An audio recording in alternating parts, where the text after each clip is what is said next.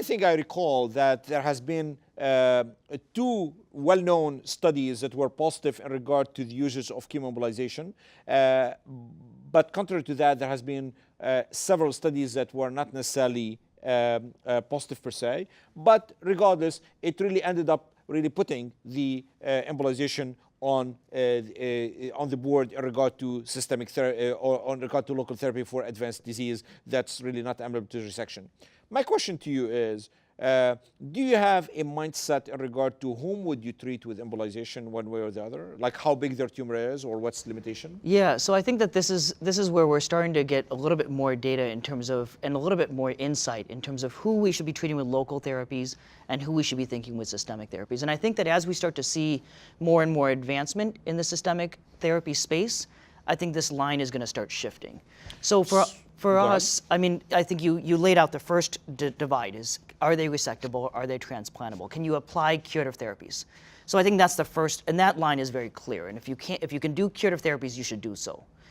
Now, in terms of how big or how much liver they involve, should you switch between local regional therapies or embolization type therapies versus systemic therapies? That's where that line is blurred. And so you'll see some centers that will do, for example, people that have branch portal vein thrombus.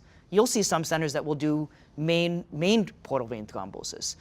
In our center, what we do is we typically say that you should have liver involvement. We don't do local therapies if you have metastatic disease. We don't do local regional therapies if you have, right portal vein, left portal vein, main portal vein. We don't, we now have data from the SARA trial, the Cervinev trial, even the ceramic trial, where you combine radioembolization with sorafenib. We believe that radioembolization doesn't work very well if you have, right, left, or main portal vein involvement. So we basically, it's limited to the liver. Fair. So let's kind of like try to put it a little bit in more the context of practical questions. So Mark, you have a patient comes to your clinic, they heard about you, and you end up being the the first entry point for them. They have a 22 centimeter liver lesion, no metastatic disease, clearly not ambulatory resection because of some closeness to vessels, and they are questioning if they should get some form of local therapy, being an embolization of some form, or systemic therapy. Your thoughts?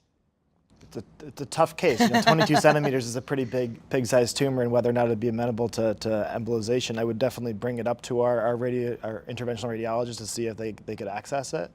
Unfortunately, we don't have a lot of systemic therapies that would necessarily yield a response that could shrink it down to make things a little bit more, a little bit easier. Fair. I hear you. If anything, on purpose, I chose 22 centimeter because, if anything, not to really know, but of course, UPenn will do always the greatest things. But more importantly, the data that we're referring to, that we spoke about in regard to the LOVE and the long studies, were both positive, but interesting at that time, the median size of the tumors that were embolized was 3.5 centimeter.